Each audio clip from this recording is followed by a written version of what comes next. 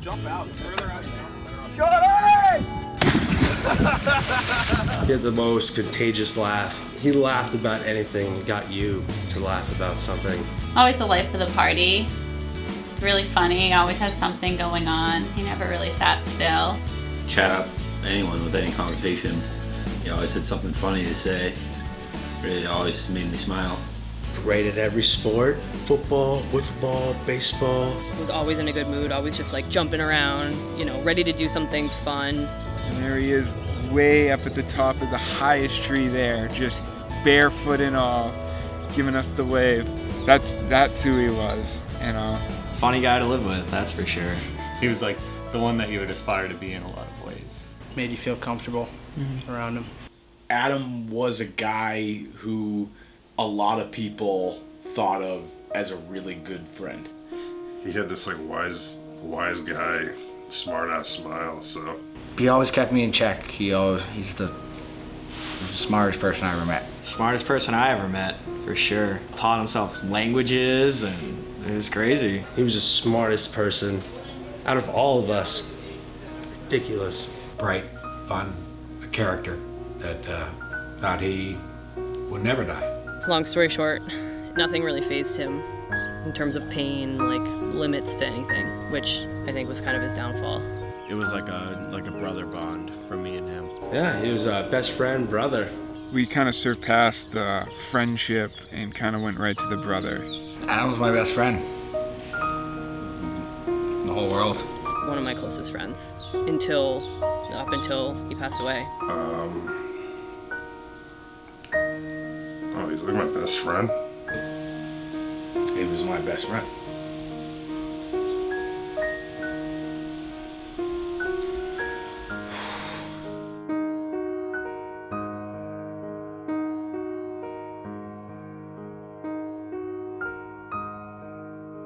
We'd seen him that week, happy as can be, and he was going off to his college alumni football game. Adam called me.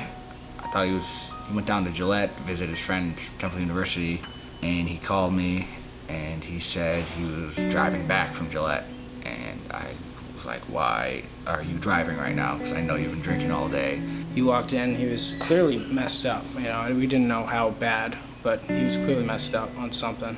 He started talking funny, like he had a frog in his throat or something like that. I remember telling him, maybe you should chill out with the drinking, like drink water. He's like, yeah, we're still at the house. We're all getting ready to go down. I'm like, oh, great. I'll be there in like 10 minutes. Just wait up for me. So. I had like 5 of my friends visiting from Boston. There was kind of a party going on. I said hi. I was up to him, whatever. I was like, we're going to go out soon.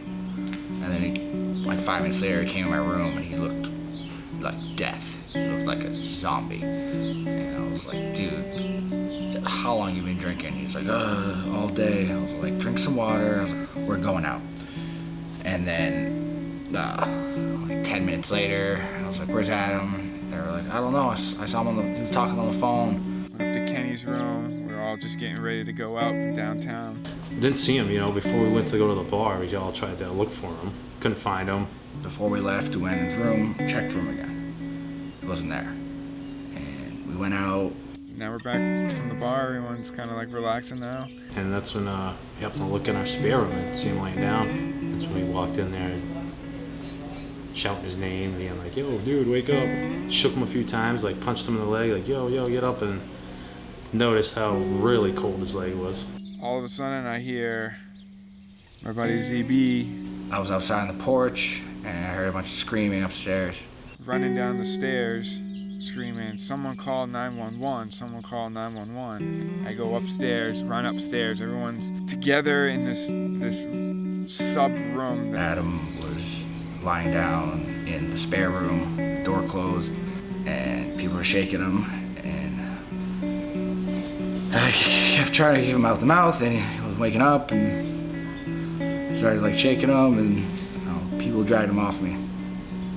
And he was dead. If we checked a different room, he would have been alive, probably, but we checked the wrong room, so he's not here anymore. After you overdose and you stop breathing, you have about 3 to 5 minutes left of non-vegetative life.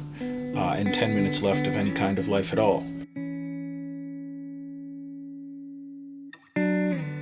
We had a lot of conversations about different things, and understanding limitations and limits and what you can do and what you can't do. But when you don't have any idea of how something will affect you, you kind of proceed without regard. My dad's cousin's son passed away from Oxycontin's overdose. From what I've heard, I didn't know what fentanyl was until a police officer told me that night after Adam died. I had heard the word and I knew it was I affiliated it with cancer treatment, and that was pretty much it. I had no idea it was something that people took. A lot of times it's starting with like sports injuries or like Percocets, a lot of prescription drugs, and then people can't afford them or can't find those prescription drugs, so then they go to either the heroin or the fentanyl. The thing about opioids is that, you get into it by trying these prescription drugs, right? Which are made by these big drug companies, and you figure that, how could it not be safe, right? People are prescribed these things every day. I don't know, to me heroin sounds very, very like dirty, kind of. And then prescription painkillers sound kind of like white collar, but they're the same thing. It all goes back to opium, and they're all related. It's prescription pills, it's heroin, and it's fentanyl, and they're all the same family. I think it was from mine and my dad's surgeries, and there would be extra pills later on the house. I think that's where he started to grab a couple here and there.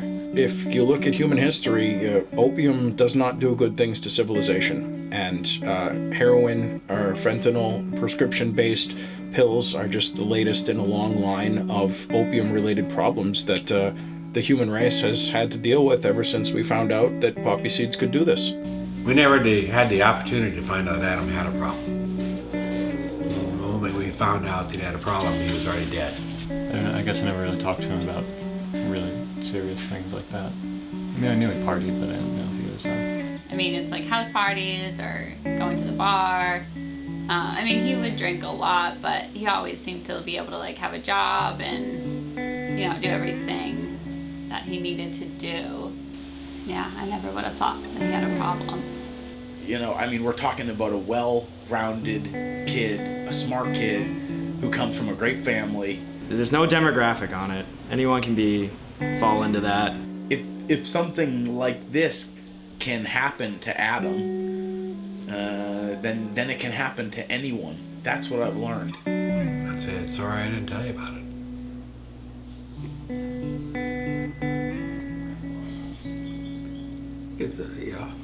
I have to believe if he knew that he was gonna die, he wouldn't have done it.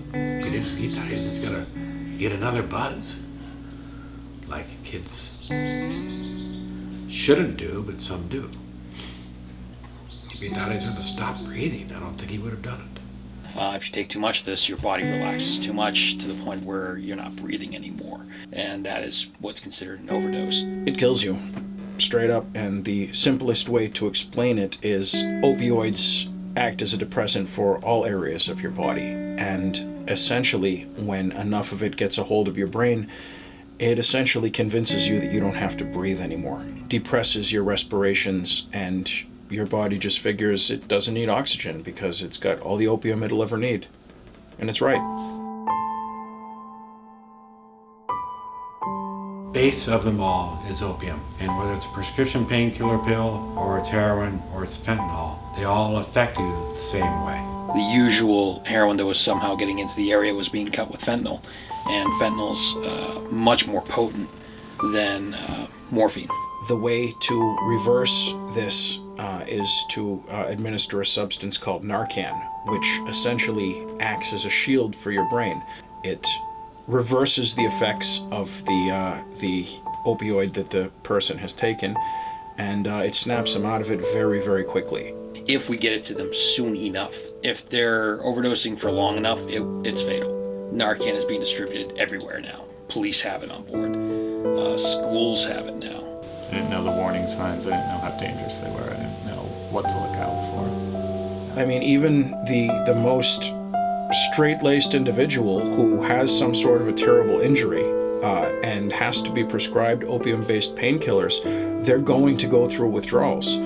And they're going to go through habit-forming aspects of being on that drug. If you have an idea that someone might be doing something wrong, or whether it be something completely different than drug-related, if they're, robbing or stealing or doing whatever, then you need to confront them, because eventually they're going to end up in a bad place.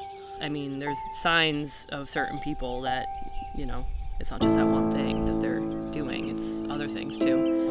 They'll make excuses like they're sick all the time or something, and that happens a lot. You see that happen a lot with someone who might have an issue with pills or... If you know about it, then, try to help. Try to help, just talk. Don't scream.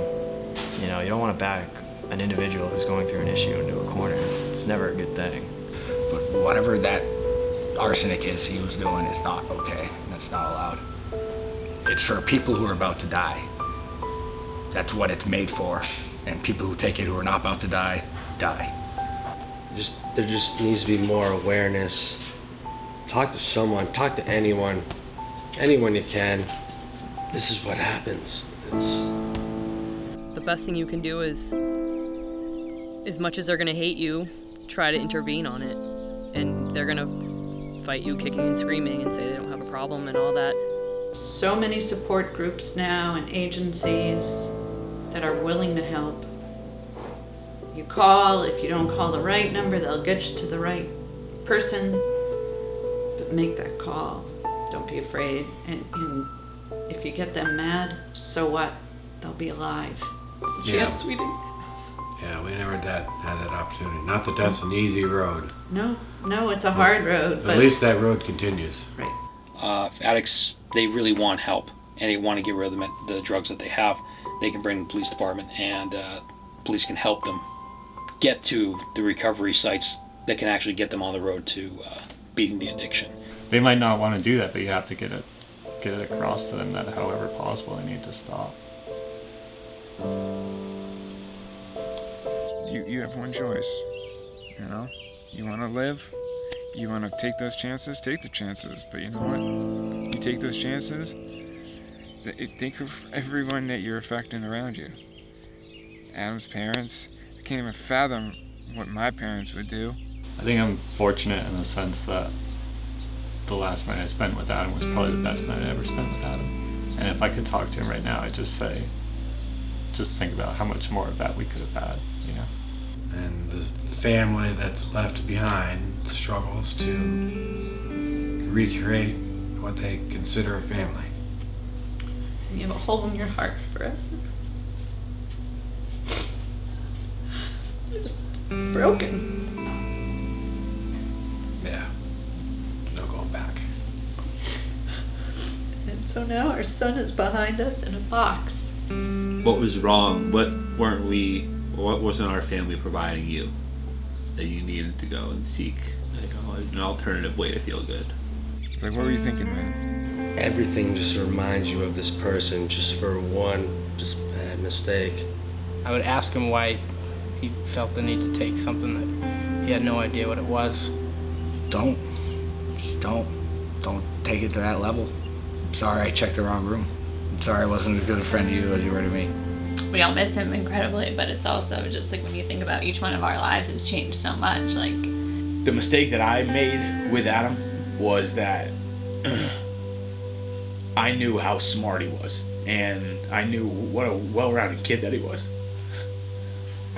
So